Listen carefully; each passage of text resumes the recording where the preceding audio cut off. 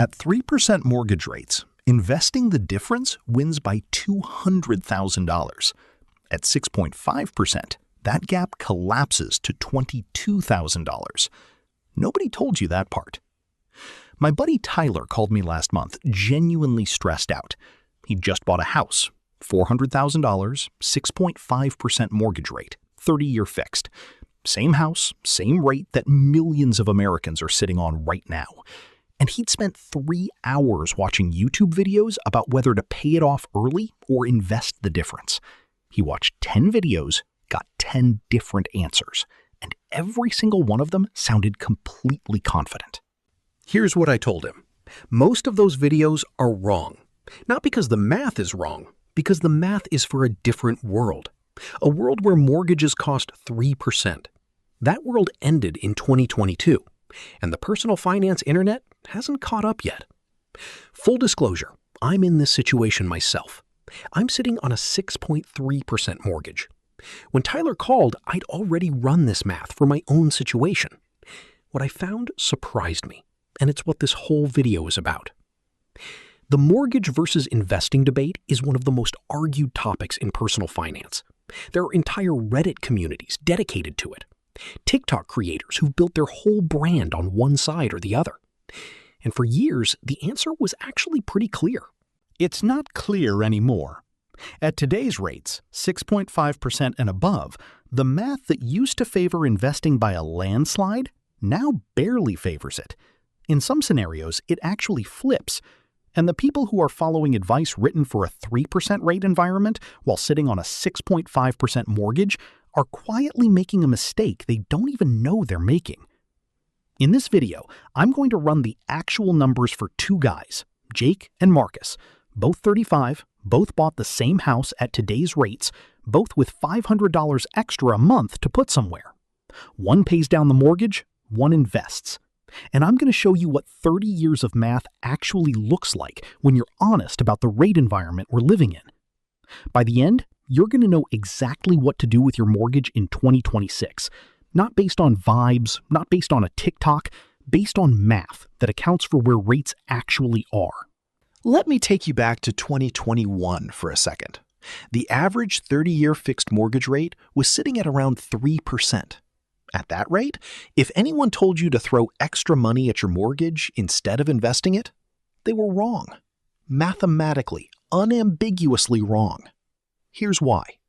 The historical average return of the S&P 500 is about 10% per year before inflation. Against a 3% mortgage, that's a 7 percentage point spread. Over 30 years, that 7-point gap compounds into hundreds of thousands of dollars. At 3%, the math wasn't close. The answer was invest. Every time. No debate. Every video, every book, every Reddit post saying never pay off your mortgage early was written in that environment. And they were right. For that environment. But here's what happened between 2022 and 2026. Mortgage rates more than doubled. As of right now, May 2026, the average 30-year fixed rate is sitting at 6.5%. Check current rates when you watch this because they change, but the framework I'm about to show you works regardless of where rates land because it's built on your specific rate, not a national average. And when you swap 3% for 6.5% in the math, everything changes. The S&P 500's historical average is 10%, but that's before taxes, before inflation, before fees.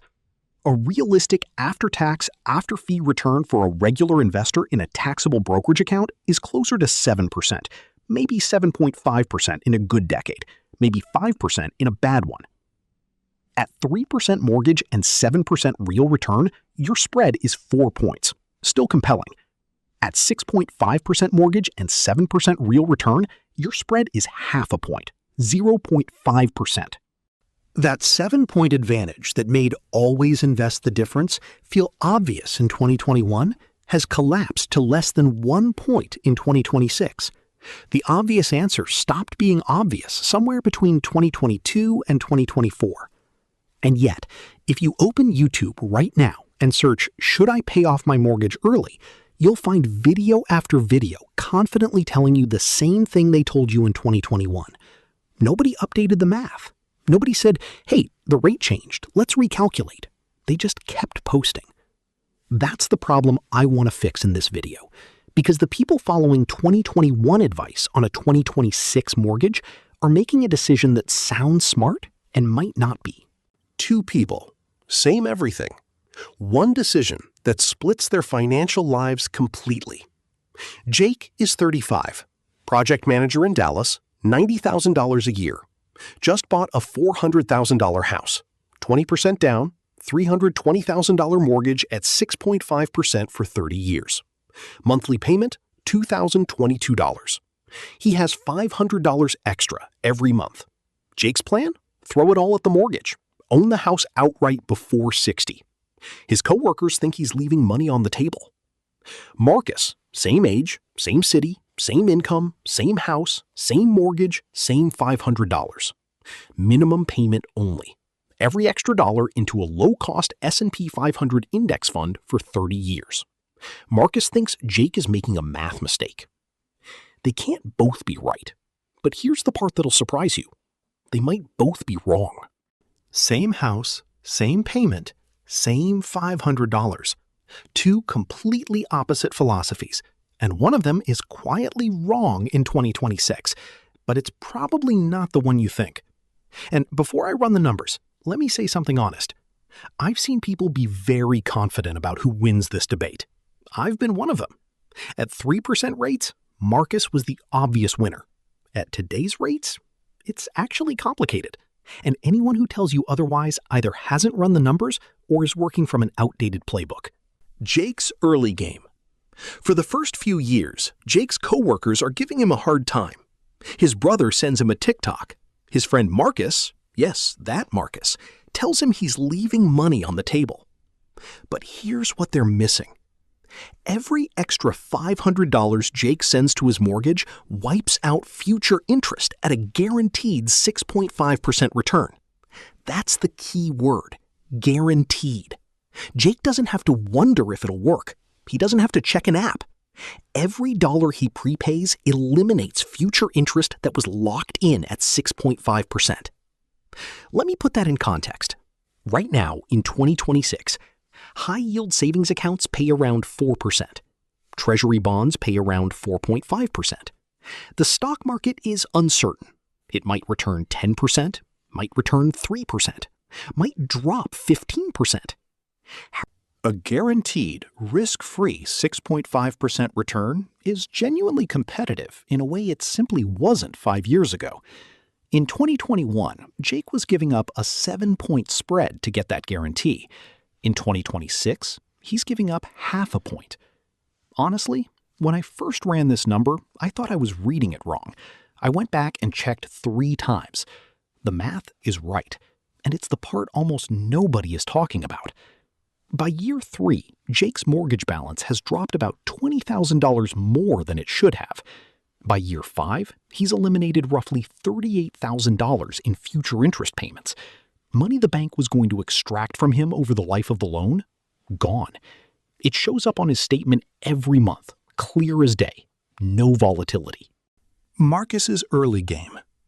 Marcus is investing $500 a month. Year 1 was good. Year 2, the market dropped 15%. Year 3, it came back. By year 5, his portfolio is sitting somewhere between $35,000 and $40,000 depending on timing. On paper, it looks fine. When the market's up, it feels great. When it's down, it's terrifying. By year 5, Jake and Marcus are actually pretty close in terms of wealth built. Jake has $38,000 in eliminated interest. Marcus has $35,000 to $40,000 in a brokerage account. Marcus has a small edge, but he's also sitting on a taxable account, and if he needs that money, capital gains taxes will take a bite. The hidden advantage Jake has in year 5? Jake's wealth is locked, yes, but it's also emotionally simple. He doesn't panic during market drops. He doesn't second-guess himself. His return shows up every month on his mortgage statement, in black and white. For the majority of real humans who are not professional investors, that emotional stability is worth something real. And by year 10, the scorecard looks close. But year 12 changes everything. Not what the spreadsheet shows, what life actually does. Let's jump to year 10. Jake and Marcus are both 45 for 10 years. His remaining balance is around $228,000 instead of the scheduled $260,000. He's paid down about $90,000 more than required. His home equity, including the down payment and appreciation, is somewhere around $250,000. Marcus has been investing $500 a month for 10 years. He's put in $60,000 of his own money. At historical returns with typical market volatility, his portfolio is sitting at roughly $87,000. His mortgage balance is on schedule at $260,000. His total home equity, just down payment plus appreciation, is roughly $170,000. Let's add it up. Jake, $250,000 in home equity. Net worth from this strategy, about $250,000. Marcus, $87,000 brokerage plus $170,000 home equity equals about $257,000. Marcus is ahead by about $7,000. But we haven't talked about taxes yet. Marcus's brokerage gains are taxable. If he sells, he owes federal capital gains, about 15%. Shave off $4,000 to $5,000 in embedded tax liability. His real after-tax advantage over Jake is less than $3,000 after a decade of investing. That's it. $3,000 after 10 years on a strategy that requires perfectly consistent investing, no panic selling, and a reasonably good market. The margin that was supposed to be enormous has basically evaporated at today's rates. Now let's talk about year 12, and the part nobody puts in the YouTube title. Jake and Marcus are 47. Something happens. A job loss, a medical bill, a family crisis. They need $40,000 in cash within 60 days. Marcus opens his brokerage app, sells $40,000 in shares. Money settles in 3 business days. He owes capital gains tax on the growth, call it $3,000 to $4,000. But he has the cash. Crisis handled. Jake doesn't have a brokerage account. His extra money for 12 years has gone into the house. His home equity is north of $200,000. But equity isn't cash. He has to borrow against it. He applies for a HELOC. HELOC rates in 2026 are running at 8% to 9%. He pays $1,000 to $3,000 in closing costs. The approval process takes 4 to 6 weeks. And if Jake just lost his job, one of the most common reasons people need emergency cash, his approval is in serious doubt. If he gets approved, he's now paying 9% to access money he already paid the bank at 6.5%. The equity he spent years building is borrowable only at a higher rate than the one he was trying to escape. This is the silent killer of the aggressive prepayment strategy. Equity isn't cash, and life doesn't care that your mortgage is on track to be paid off early. It cares whether you can write a check today. This scenario kept me up at night when I was running my own numbers, because on paper, Jake looks like he's winning for 12 straight years. Then one bad month erases the advantage. By year 15, Jake and Marcus are nearly tied on net worth. By year 18, something changes. Jake's mortgage is gone. His $2,022 monthly payment, that obligation he's been carrying for 18 years, disappears. Starting month 217, Jake has an extra $2,022 a month, plus the original $500 he was already putting toward prepayment. That's $2,522 a month he can now put into a brokerage account.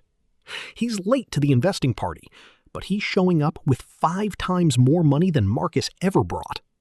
Marcus, meanwhile, is still paying his mortgage for another 12 years. He's still investing $500 a month, nothing more, nothing less. Let's run the numbers all the way to year 30. Marcus at year 30. $500 a month for 30 straight years at 7% annualized return equals approximately $612,000. Home paid off, value around $400,000. Total net worth, $1,012,000. Subtract capital gains tax on roughly $400,000 in gains, about $60,000 federal. After-tax net worth, around $952,000. Jake at year 30. Mortgage paid off at year 18. From year 18 to 30, 12 years, investing $2,522 a month at 7% annualized return equals approximately $560,000. Home paid off, value around $400,000. Total net worth, $960,000. Capital gains tax on a shorter investment window, about $30,000. After-tax net worth, around $930,000. The gap, $22,000. $22,000 over 30 years. The entire personal finance internet built their brand on that number being enormous. It's not. Less than 2.5% difference after 3 decades. And that's at a 7% market return. Watch what happens when you change the assumption. At 6% market return, Jake wins by $40,000. That's a realistic decade, not a bad one. At 8%, market wins by $90,000. Solid market, nothing special. At 10%, the historical average, market wins by $200,000. Great market, long run. At 5%, which has happened in entire decades more than people remember, Jake wins by close to $100,000. Think about what that means. The winner of this debate isn't determined by Jake's discipline or Marcus's strategy. It's determined by what the stock market decides to do for the next 30 years. Nobody knows that number. Nobody. And when I realized that this whole debate basically comes down to a market return assumption, I stopped picking sides. Because picking sides without acknowledging that uncertainty is just noise. The obvious answer used to be obvious. At today's rates, it's basically a coin flip, with a slight lean. And the lean direction depends on your risk tolerance and your life situation. I've been going back and forth between Jake and Marcus this whole video, but the truth is, picking a side completely misses the point. Here's what I actually think most people should do, and it's not choosing a team. Step 1. Capture your full 401k employer match, no exceptions. Before you send a single extra dollar to your mortgage, before you open a brokerage account, capture the full employer match on your 401k. That match is a 100% guaranteed return on day one. A 100% return beats a 6.5% guaranteed return. It beats a 7% market return. It beats everything. Walking away from a 401k match to pay off a mortgage is one of the worst trades in personal finance, regardless of your rate. Step 2. Max your Roth IRA. $7,500 a year into an account where the government can never touch the growth. And here's the part most people forget about the Roth. You can withdraw your contributions, not your gains, your contributions, at any time for any reason with no penalty. It's the most flexible wealth-building tool most Americans have access to. Do this before worrying about extra mortgage payments. Step 3. Build a real emergency fund. 3 to 6 months of expenses in a high-yield savings account paying around 4%. This is the layer that prevents you from needing a HELOC during a crisis. Without this, Jake's entire strategy falls apart the moment life gets complicated. Step 4. Now you can ask the mortgage question. With whatever extra cash is left after steps 1, 2, and 3, here's the framework that actually fits 2026. If your mortgage rate is below 5%, you should not be prepaying, period. You probably locked in a sub-5% rate between 2020 and 2022. That spread between your mortgage and a realistic market return is still wide enough that investing wins decisively. Hold that rate like it's an asset, because it is. If your mortgage rate is above 7%, you should probably be prepaying aggressively. The guaranteed return from eliminating 7% plus interest is too high to walk away from. At those rates, Jake isn't even close to even with Marcus. He's actually ahead. If your rate is between 5% and 7%, which is exactly where most of America lives in 2026, split the difference. Half toward extra principal, half toward a brokerage account. You capture the guaranteed return on prepayment, you maintain liquidity, you participate in market upside, and you sleep better than someone who went all in on either side. The deciding variable is not your feelings. It's not a TikTok. It's your mortgage rate. That's it. One number. Your rate. Before we wrap up, let me name the specific mistakes I keep seeing. Because knowing the framework is one thing, but knowing where people go wrong is where this gets real. Mistake 1. Following 2021 advice on a 2026 mortgage. Every video, every Reddit post, every book that says always invest the difference was written when mortgages cost 3%. If you're reading that advice and applying it to a 6.5% mortgage, you're using the wrong map. The map looks the same, but the territory changed. Ask one question before accepting any mortgage advice. What rate are you assuming?